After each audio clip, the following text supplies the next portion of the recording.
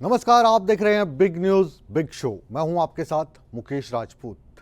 Big news big show में आज भी हम तमाम रोज की तरह बात उन मुद्दों की करेंगे जिनका सीधा सरोकार आपसे है।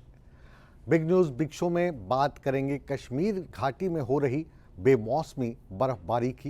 ये देखने में भले ही बहुत खूबसूरत लग रही है, लेकिन आम लोगों की जिंदगी का ये जंजाल बन चुकी है। बात होगी हरियाणा के कनीना में हुए उस स्कूल बस हादसे की, जिसको लेकर अब पंजाब हरियाणा हाईकोर्ट का दरवाज़ा खटखटाया गया है। बात हम करेंगे हरियाणा में चल रहे भारतीय जनता पार्टी के स्टार प्रचारकों के कैंपेन की, जहां पर मुख्यमंत्री नायब सिंह सैनी और पूर्व मुख्यमंत्री मनोहर लाल खट्टर की जोड़ी लगातार मेगा प्रचार में जुटी हुई है।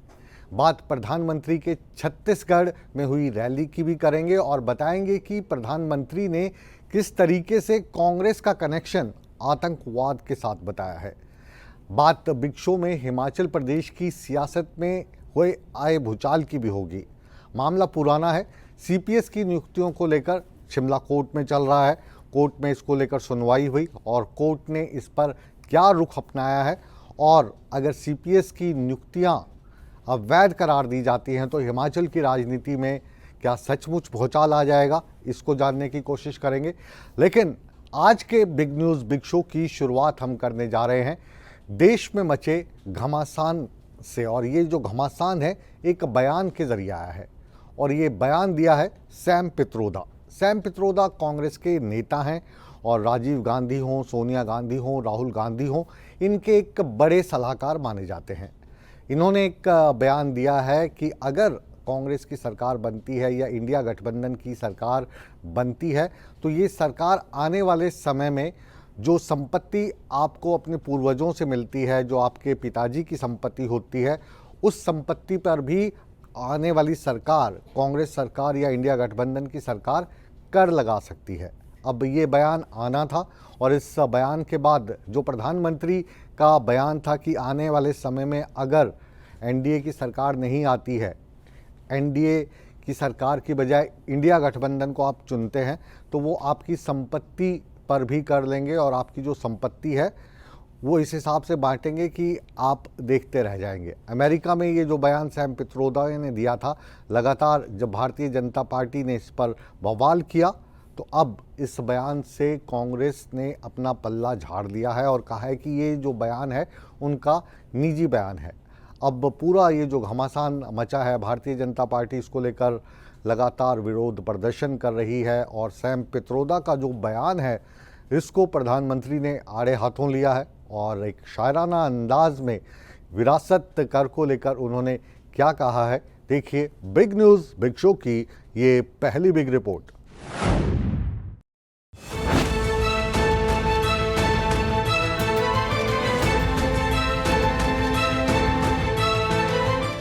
देश में चुनावी माहौल है। बीजेपी कांग्रेस घोषणा पत्र में संपत्ति के बंटवारे वाले वादे को लेकर कांग्रेस को घेर रही है। इस बीच विपक्षी दल कांग्रेस एक और नए विवाद में फंस गई है। इंडियन ओवरसीज कांग्रेस के अध्यक्ष सैम पित्रोदा के एक बयान पर नया बवाल खड़ा हो गया है।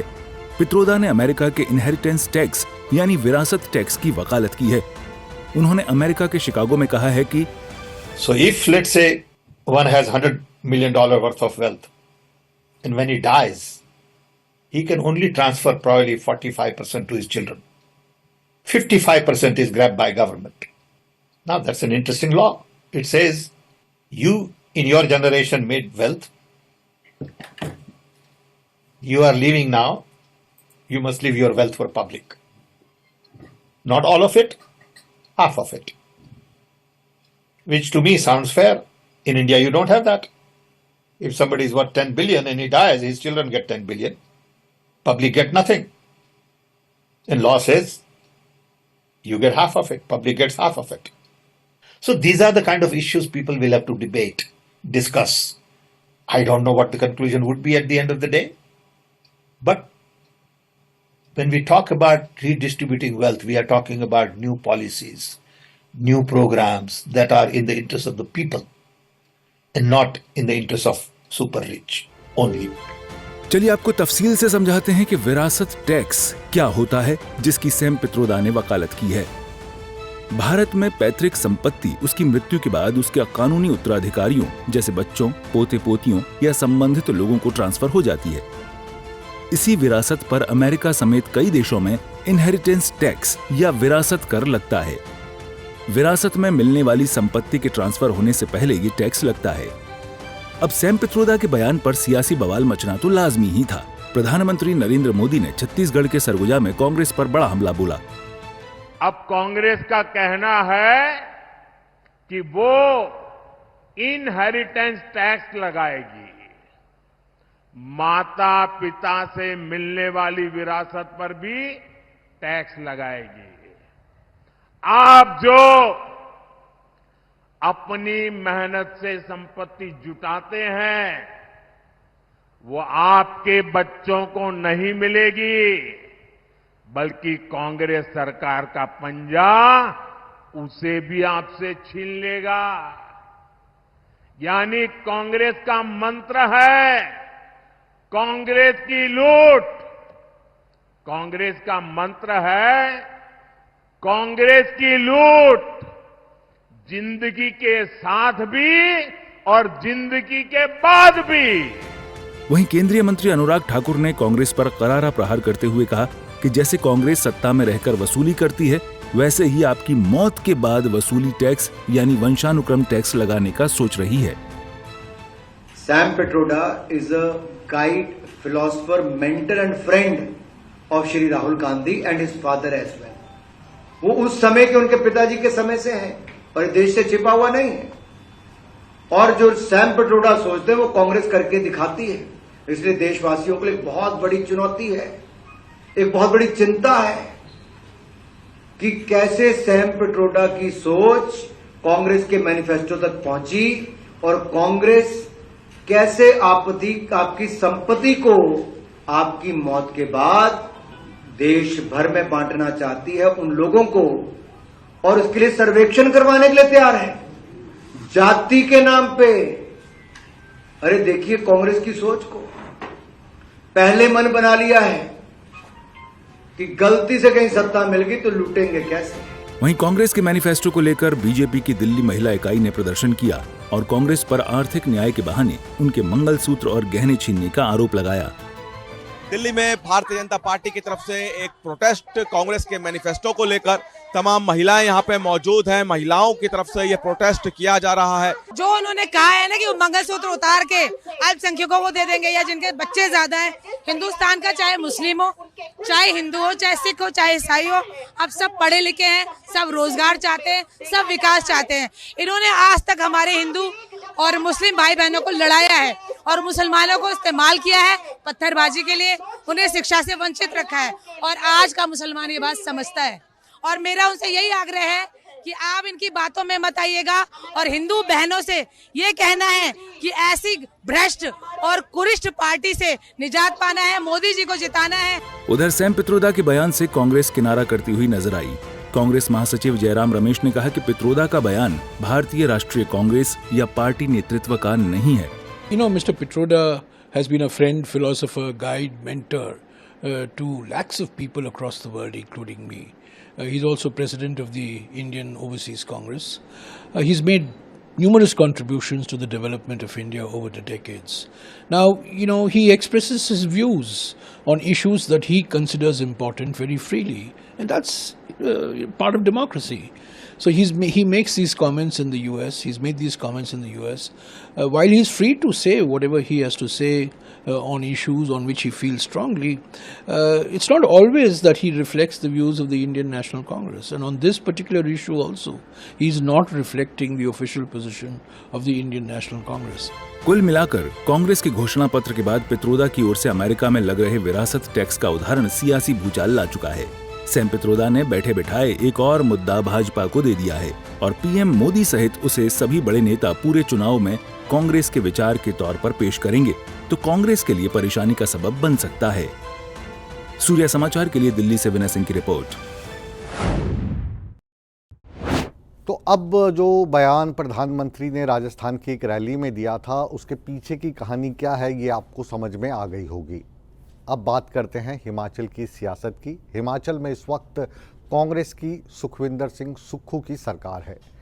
ये सरकार एक मुश्किल से निकलती है तो दूसरी में फंस जाती है। अब बात सीपीएस नियुक्ति की हो रही है। सीपीएस नियुक्ति को लेकर हाई कोर्ट में मामला चल रहा है। 3 दिन से इसको लेकर सुनवाई चल रही है। भारतीय जनता पार्टी के जो 12 विधायक हैं, उन्होंने सीपीएस की नियुक्ति को चुनौती दी है। कोर्ट ने इस मामला को बहुत ही गंभीरता से लिया है और जो सीपीएस की नियुक्ति है, इसको लेकर क्या जिरह पेश की गई दोनों पक्षों की ओर से और कोर्ट का रुख क्या रहा, जानने के लिए देखिए हमारी ये बिग न्यूज़ बिग शो की दूसरी खास रिपोर्ट। जब से हिमाचल में कांग्रेस की सुखविंदर ठाकुर की सरकार बनी है, तब से हिमाचल की राजनीति में उथल पुथल होती दिख रही है। पहले मुख्यमंत्री को लेकर कांग्रेस में विवाद, फिर बीजेपी के ऑपरेशन लोटस की आहट और फिर राज्यसभा चुनाव में कांग्रेस से विधायकों का बागी होना। इतना ही नहीं, सुखविंदर ठाकुर की कैबिनेट के बाद सीपीएस की नियुक्ति का मामला चर्चाओं में रहा। हिमाचल की कांग्रेस सरकार में 6 सीपीएस की नियुक्तियां की गईं, जिसके बाद इन नियुक्तियों पर बीजेपी ने सवाल खड़े किए। बीजेपी के 12 विधायकों की ओर से इन नियुक्तियों को असंवैधानिक करार देते हुए चुनौती दी गई। बीजेपी विधायकों की याचिका पर शिमला हाई कोर्ट ने मामले पर सुनवाई की। 22 अप्रैल से 24 अप्रैल तक लगातार इस मामले में कोर्ट के अंदर बहस हुई, जिसके बाद अब 8 मई को मामले पर दोबारा सुनवाई का समय कोर्ट ने दिया है। माननीय सीपीएस सुंदर ठाकुर जी की तरफ से जो उनके अधिवक्ता थे, उन्होंने आर्गुमेंट्स किए, क्योंकि ये बहुत बड़ा कॉन्स्टिट्यूशनल मैटर है जिसमें प्रदेश विधानसभा, प्रदेश सरकार किस प्रकार का कानून बना सकती है या इस प्रकार का कानून नहीं बना सकती है। तो प्रदेश सरकार ने, और इस कानून की जो रिपरकशंस है, इस कानून का जो प्रभाव है वो पूरे देश पर होने वाला है। तो हिमाचल प्रदेश सरकार ने ये उचित समझा कि इस मामले में जो देश में बेस्ट कॉन्स्टिट्यूशनल एक्सपर्ट एडवोकेट्स हैं, उनकी भी सेवाएं ली जाएं। हिमाचल में चल रहे सीपीएस की नियुक्ति का मामला अभी थमने का नाम नहीं ले रहा है। अब 8 मई को बड़े वकीलों के साथ सरकार अपना पक्ष कोर्ट के सामने रखेगी। अब हम आपको बताते हैं कि पूरा मामला है क्या। बीजेपी के 12 विधायकों ने सीपीएस की नियुक्ति को दी चुनौती। मंडी से एक महिला और पीपल फॉर रिस्पांसिबल गवर्नेंस संस्था समेत 3 याचिका हुई दायर। याचिका में अर्की से सीपीएस संजय अवस्थी, कुल्लू से सुंदर सिंह, दून से रामकुमार, रोहडू से मोहन लाल ब्राक्टा, पालमपुर से आशीष बुटेल और बैजनाथ से किशोरी लाल की नियुक्ति को चुनौती दी गई। 3 याचिकाओं में 6 सीपीएस बनाए जाने को असंवैधानिक करार दिया गया। याचिका में इन नियुक्तियों को अवैध ठहराकर रद्द करने की भी गुहार। अब आपको बताते हैं कि इस मामले को लेकर कोर्ट में अब तक क्या हुआ। कोर्ट ने 6 सीपीएस को मंत्रियों की शक्तियों और उन्हें विधायकों से अलग दिए जाने वाले किसी भी तरह के अतिरिक्त वेतन भत्तों पर फैसला आने तक रोक लगाई। 6 सीपीएस को सरकार के किसी भी फैसले पर निर्णय लेने का अधिकार नहीं होगा।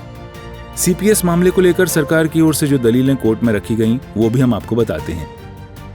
Himachal Pradesh parliamentary secretary appointment, salaries, allowance, powers, privileges and amenities act 2006 का दिया हवाला। एक्ट के मुताबिक सीपीएस को मंत्री की तरह कार्य करने की पहले से ही मनाही। असम और हिमाचल प्रदेश में सीपीएस के लिए बनाए नियमों में भिन्नता। सीपीएस को वेतन विधायकों से सिर्फ 5,000 रुपए ज्यादा दिया गया, जबकि कैबिनेट मंत्री का न्यूनतम वेतन 85,000 रुपए है। 2006 से लेकर 2016 तक अधिनियम में किए गए संशोधन का भी दिया हवाला। संशोधन के तहत प्रदेश सरकार गुड गवर्नेंस और जनहित के कार्यों के लिए सीपीएस बना सकती है। मुख्य संसदीय सचिव या संसदीय सचिवों की नियुक्ति का उद्देश्य संसदीय मामलों को मजबूत करना है, मंत्रियों के काम के अतिरिक्त बोझ को कम करने और युवा सदस्यों को भविष्य में उच्च जिम्मेदारी साझा करने का अवसर प्रदान करने के लिए कानून की जरूरत। संसदीय सचिव मंत्रियों की तरह काम नहीं कर सकते, सिवाय मंत्री के विचार के लिए फाइल पर प्रस्ताव के रूप में अपना नोट दर्ज कर सकते हैं। इसके अलावा इनके पास कोई भी शक्ति नहीं है। सीपीएस मंत्रियों और संबंधित विभागों के बीच धुरी का काम करते हैं। इन सब दलीलों और बहस के बाद अब इस मामले में 8 मई को फिर से दोनों पक्ष कोर्ट में अपनी दलील रखेंगे। अब देखना होगा कि इस मामले को लेकर कोर्ट अपना क्या फैसला सुनाता है। सूर्य समाचार के लिए शिमला से अरुण उनियाल की रिपोर्ट। हिमाचल के बाद आइए बात करते हैं प्रधानमंत्री के छत्तीसगढ़ दौरे की। छत्तीसगढ़ के सरगुजा में प्रधानमंत्री विजय संकल्प शंखनाद महारैली को संबोधित कर रहे थे। इस रैली में प्रधानमंत्री ने आतंकवाद पर बड़ा हमला किया। यही नहीं, उन्होंने कांग्रेस का कनेक्शन आतंकवाद से भी जोड़ा, उसको विस्तार पूर्वक समझाने की कोशिश की। आतंकवाद को लेकर कांग्रेस का क्या स्टैंड रहा है, क्या कांग्रेस पर आतंकवाद के साथ जो कनेक्शन के आरोप लगते आए हैं उनमें क्या गहराई है, क्या सच्चाई है, जानने के लिए देखिए हमारी ये बिग रिपोर्ट।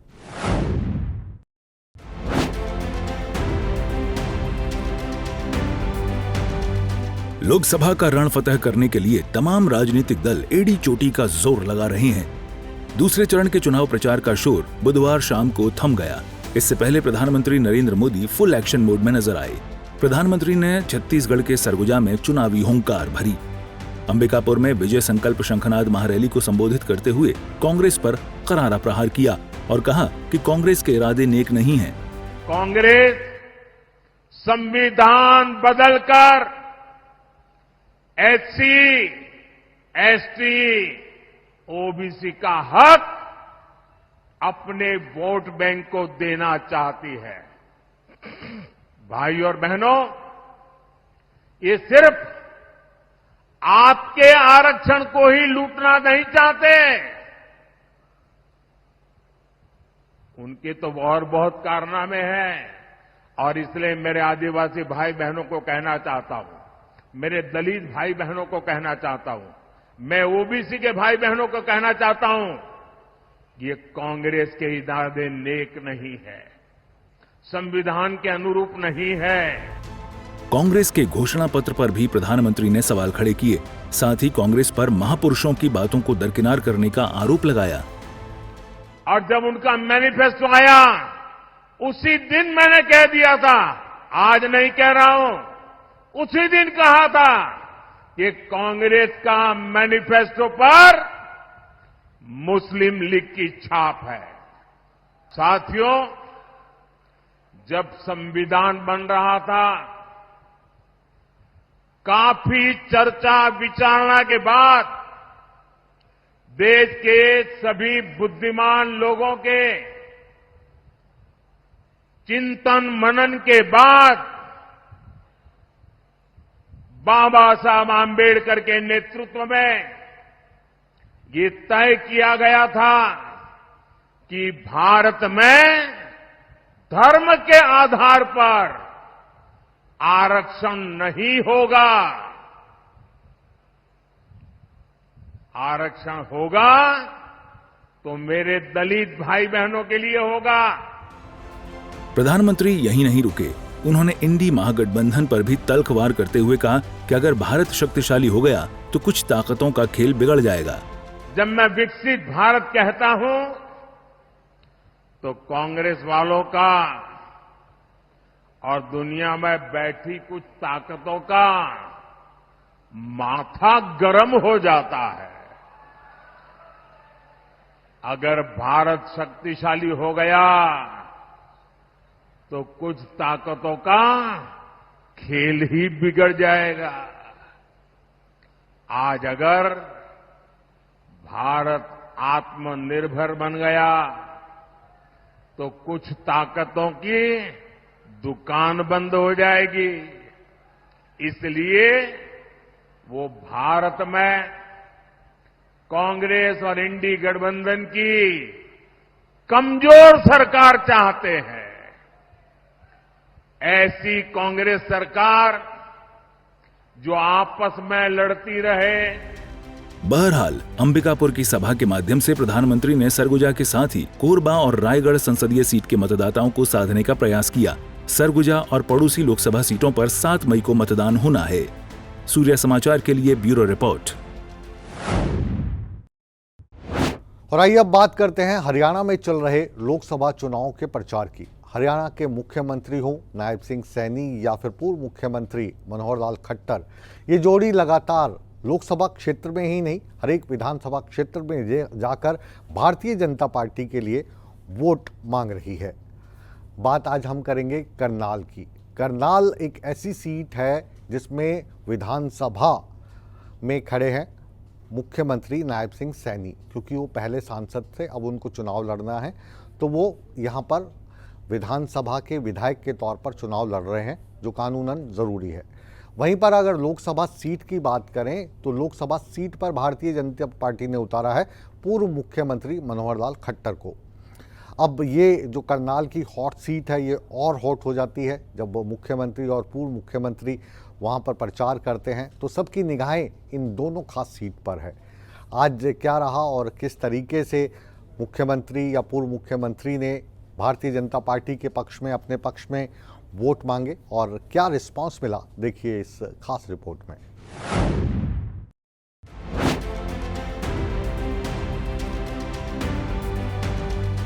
चुनावी मौसम चरम पर है। राजनेता अलग अलग जगहों पर जा रहे हैं, लोगों से मिल रहे हैं। अब मुख्यमंत्री नायब सिंह भी अपनी विधानसभा उपचुनाव के चुनाव प्रचार में लगे हुए हैं। बुधवार को करनाल में उनके कई कार्यक्रम रहे। सबसे पहले वो इंद्री रोड पर स्थित श्री आत्मा मनोहर जैन आराधना मंदिर में पहुंचे, जहां वो चैरिटेबल अस्पताल भी गए और मंदिर में भी माथा टेका। उन्होंने प्रधानमंत्री नरेंद्र मोदी और पूर्व मुख्यमंत्री मनोहर लाल की तारीफ भी की। लोगों का आशीर्वाद, लोगों का सहयोग वो नरेंद्र मोदी जी को मिले, कमल का फूल यहाँ से खिले, क्योंकि पिछले 10 वर्षों में जो हमारी डबल इंजन की सरकार ने काम किए हैं, लोगों को जो लाभ डायरेक्ट उनके खाते के अंदर पहुँचा है, लोगों के जीवन को सरल करने का काम किया है। चाहे सड़कों की बात ले लीजिए, चाहे रेल कनेक्टिविटी की बात ले लीजिए, चाहे हेल्थ को लेकर के ले लीजिए, एजुकेशन को लेकर के ले लीजिए, बेटियों के लिए जिस प्रकार से एक मिशन मोड में आकर के मनोहर लाल जी ने हरियाणा प्रदेश के अंदर हर 20 किलोमीटर के ऊपर एक राजकीय महाविद्यालय खोला है, इसका बड़ा लाभ हरियाणा प्रदेश की बेटियों को मिल रहा है। आज इन्हीं कार्यक्रमों को लेकर इसके बाद सेक्टर 4 में मुख्यमंत्री नायब सिंह पहुंचे इंडस्ट्री एसोसिएशन के कार्यक्रम में, जहां उन्होंने उद्योगपतियों से मुलाकात की। यहां पगड़ी पहनाकर मुख्यमंत्री को सम्मानित किया गया। मेरा आप लोगों से आग्रह है कि आप लोगों ने एक वोट नहीं, आपने 2 वोट के लिए कहना है, क्योंकि 2 मशीनें लगी होंगी। एक कमल का बटन दबेगा, उसकी ताकत नरेंद्र मोदी जी के पास जाएगी। दूसरा कमल का बटन दबेगा, उसकी ताकत करनाल के लोगों के पास जाएगी और करनाल की मेरी सरदारी मिल करके उसको चंडीगढ़ लेकर के जाएगी। इसके बाद मुख्यमंत्री नायब सिंह अनाज मंडी पहुंचे, जहां उन्होंने आड़तियों से मुलाकात की। साथ ही मुख्यमंत्री नायब सिंह को लड्डुओं से तोला गया। कुमारी शैलजा पहले टिकट डिक्लेयर करके वो आ जाए, फिर उसको पता चलेगा कि 400 पार है या क्या है, उसको फिर पता चलेगा। अभी तो टिकट ही डिक्लेयर नहीं कर पाए और वो घर में बैठ कर के इस प्रकार के ख्वाब देख रहे हैं। जब लिस्ट आएगी, मैदान में उतरेंगे, तब पता चलेगा। क्योंकि नरेंद्र मोदी जी ने जो काम किए हैं 10 वर्षों में, हमारी डबल इंजन की सरकार ने जो काम किए हैं, आज लोगों का विश्वास बढ़ा है। मुख्यमंत्री नायब सिंह के साथ साथ प्रचार का जिम्मा पूर्व मुख्यमंत्री मनोहर लाल ने भी संभाला हुआ है। करनाल में डॉक्टर मंगल सेन ऑडिटोरियम में शिक्षकों के साथ संगोष्ठी कार्यक्रम था, जहां पर मनोहर लाल पहुंचे। आचार संहिता का उल्लंघन तब होता है जब किसी को लुभाने के लिए कुछ दे दिया जाए। दिया तब जाता है जब कोई मांग करता है, और मांग के बारे में हमारे बास जी ने कहा कि अभी नहीं करेंगे, बाद में पहुंचाएंगे। तो मांग बाद में होगी तो उस मांग के बदले में कुछ देने का तो विषय ही नहीं है। जब देने का विषय नहीं है तो परस्पर किसी भी वर्ग से बातचीत करना ये कोई आचार संहिता का उल्लंघन थोड़ी है। हम किसी से भी बात कर सकते हैं, हम चुनाव आयोग से भी बात कर सकते हैं, हम सरकारी कर्मचारी अधिकारियों से भी बात कर सकते हैं, हम समाज के किसी भी वर्ग से, सामान्य से लेकर के विशेष बातचीत करना नहीं, मना नहीं है।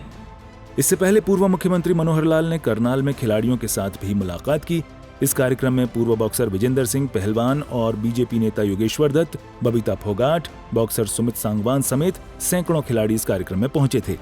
ये खिलाड़ी पूरे हरियाणा से आए थे, जिन्होंने सीएम मनोहर लाल के साथ मुलाकात की और उन्हें समर्थन देने की बात कही। मनोहर लाल ने इन खिलाड़ियों से खेल को किस तरीके से आगे लेकर जाया जाए, किस तरीके से खिलाड़ी और ज्यादा मेडल लेकर आए, इस पर भी चर्चा की।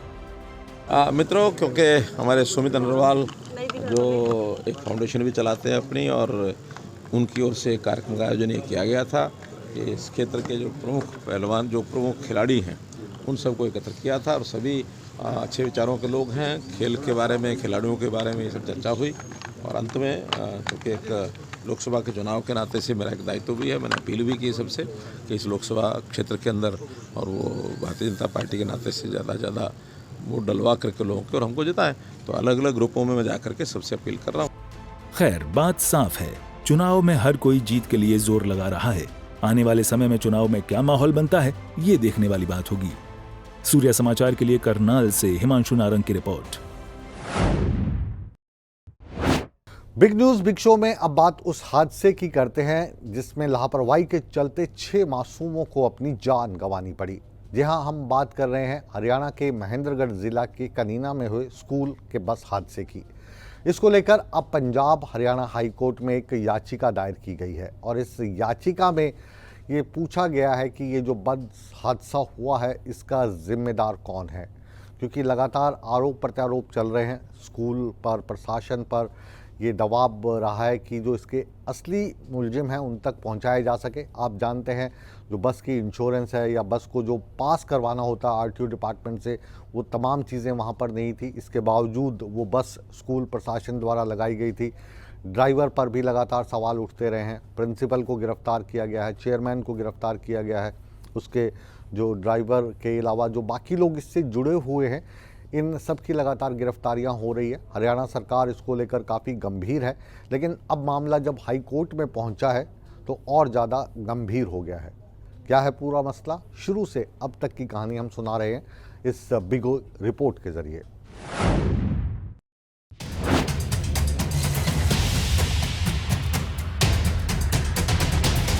महेंद्रगढ़ जिले में कनीना के पास हुए स्कूल बस हादसे में 6 बच्चों की जान चली गई थी। इसके बाद से पुलिस, परिवहन व शिक्षा विभाग एक्शन में आ गया है। सभी स्कूलों में ताबड़तोड़ चेकिंग कर कार्रवाई की जा रही है। कमियों को सख्ती से दुरुस्त करवाया जा रहा है, लेकिन मामला अब हाई कोर्ट तक पहुंच गया है। पंजाब हरियाणा हाई कोर्ट में दाखिल अवमानना याचिका खारिज कर दी गई है। याचिका में बस हादसे को अधिकारियों की नाकामी का परिणाम बताया गया था। याचिकाकर्ता ने पुलिस अधीक्षक सहित 12 अधिकारियों पर कार्रवाई की मांग की थी, लेकिन हाईकोर्ट ने इस मामले में सुनवाई करते हुए याचिकाकर्ता को दूसरी याचिका यानी PIL फाइल करने को कहा है। साथ ही कहा है कि अवमानना याचिका किसी भी इंडिविजुअल पर लगाई जाती है, इतने अधिकारियों के खिलाफ नहीं लगाई जाती। देखिए, आज हमने अवमानना याचिका हाईकोर्ट में फाइल की थी कि जितने भी ऑफिशियल्स जो रिस्पॉन्सिबल हैं उनके खिलाफ एक्शन लिया जाए, और आज वो ऑनरेबल कोर्ट में लिस्टेड थी। ऑनरेबल कोर्ट का व्यू ये है कि आप इसके अंदर अप्रोप्रिएट रेमेडी अवेल कीजिएगा। तो हमने जो है अब PIL की तैयारी की है, हम PIL फाइल करेंगे जो ऑनरेबल चीफ जस्टिस की कोर्ट में लिस्ट होएगी। हाँ, अवमानना कोर्ट का व्यू ये है कि ये इंडिविजुअल के खिलाफ फाइल हो सकती है, इतनी ऑफिशियल्स के खिलाफ नहीं हो सकती, इसलिए आप जो इसमें अप्रोप्रिएट रेमेडी अवेल कीजिएगा। इसलिए हम जो है अब उसके अंदर PIL पब्लिक इंटरेस्ट लिटिगेशन जो है वो फाइल करने जा रहे हैं। वहीं याचिकाकर्ता सुशील वर्मा ने कहा कि अब वे PIL 1 से 2 दिनों में हाई कोर्ट में लगाने जा रही हैं। उन्होंने ये भी कहा कि अगर सुरक्षित स्कूल वाहन पॉलिसी को अच्छे से इम्प्लीमेंट किया होता तो ये हादसा नहीं होता। अब ऑनरेबल कोर्ट का व्यू हो सकता है, लेकिन हमारा तो अब भी यही मानना है कि इसमें अधिकारियों की जिम्मेवारी बनती थी और ऑनरेबल कोर्ट को उनको नोटिस करना चाहिए था। अगर वो बसें रेगुलरली चेक होती, उतनी सख्ती वो अधिकारी दिखाते जितना उन्होंने सुरक्षित स्कूल वाहन पॉलिसी में लिख रखा है। तो हम आज भी ये मानते हैं कि कागज़ों में तो उन्होंने पॉलिसी बना दी, बहुत स्ट्रिक्ट बना दी, लेकिन ग्राउंड पे वो इम्प्लीमेंट नहीं हो रही। अगर ग्राउंड पे इम्प्लीमेंट होती तो ये एक्सीडेंट नहीं होता। चलिए आपको एक बार फिर से बताते हैं कि कनीना बस हादसा क्या था। 11 अप्रैल को निजी स्कूल की बस पलट जाने से 6 बच्चों की मौत हो गई थी। ईद की सरकारी छुट्टी के बावजूद भी स्कूल खुला हुआ था। स्कूल बस ड्राइवर नशे की हालत में था। स्कूल बस का फिटनेस प्रमाण पत्र 2018 में खत्म हो गया था। स्कूल की मान्यता भी रद्द कर दी गई है। जैसा कि यह हादसा उस दिन हुआ जिस दिन गस्टेड हॉलीडे था, तो जो हमारी निश्चित ऐसी गस्टेड छुट्टियां उस दिन स्कूल वाले, प्राइवेट स्कूल वाले स्कूल नहीं खोलेंगे, इसकी जिम्मेवारी भी उनको स्वयं को देनी होगी। गौर करने वाली बात है कि स्कूल बस हादसे के मामले में अब तक 8 लोगों की गिरफ्तारी हो चुकी है। इसके अलावा एक RTO ऑफिस में कार्यरत कर्मचारी को सस्पेंड किया जा चुका है। सूर्य समाचार के लिए चंडीगढ़ से रवि चंदेल की report. Big news big show में आइए अब बात करते हैं कश्मीर घाटी की। कश्मीर घाटी जो देखने में बहुत ही खूबसूरत है और इसे ज़मीन का जन्नत बताया जाता है। आजकल यहाँ पर बेमौसमी बर्फ़बारी हो रही है जो देखने में बहुत ही खूबसूरत लगती है। पर्यटक के तौर पर देखो तो बहुत अच्छा लगता है, हर एक जगह दूधिया चादर उड़ी है। लेकिन जो वहाँ के स्थानीय लोग हैं उनके लिए ये जो बर्फ़बारी है, ख़ास तौर पर बेमौसमी बर्फ़बारी, ये कई तरीके की परेशानियां भी लाती है, कई तरीके की मुश्किलात उनके जीवन में पैदा करती है। बर्फ़बारी के बीच जो आम लोग हैं, जो वहाँ के स्थानीय लोग हैं, उनकी ज़िंदगी कैसे आफत बन गई है, इस पर नज़र डालते हैं हमारी इस खास रिपोर्ट में।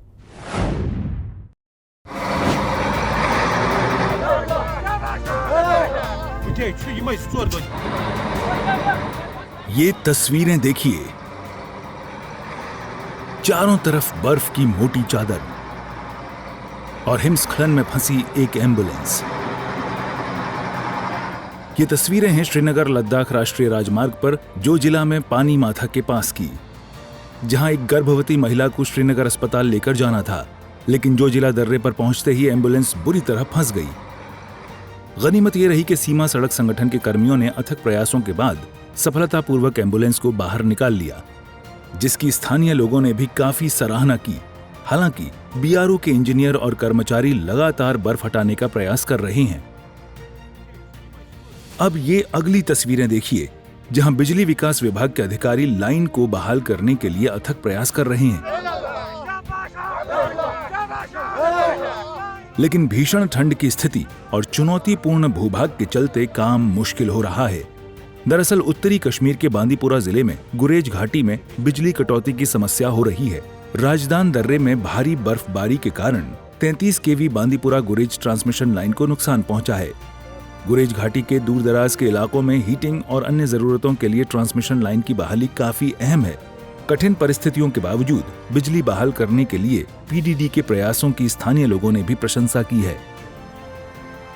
बहरहाल ये तस्वीरें बताने के लिए काफी हैं कि बर्फीली वादियों में जीवन यापन करना इतना आसान नहीं होता है। दूर से खूबसूरत दिखने वाली इन वादियों में रहने वाले लोगों का जीवन सर्दियों के दिनों में कठिनाई से भरा रहता है। सूर्य समाचार के लिए श्रीनगर से मीर आफ्ताब की report. Big news big show को अब यहीं पर विराम देने का समय आ गया है, लेकिन आप कहीं मत जाइए, बने रहिए हमारे साथ, क्योंकि सूर्य समाचार पर हमेशा की तरह खबरों का सिलसिला लगातार जारी है। बने रहे हमारे साथ।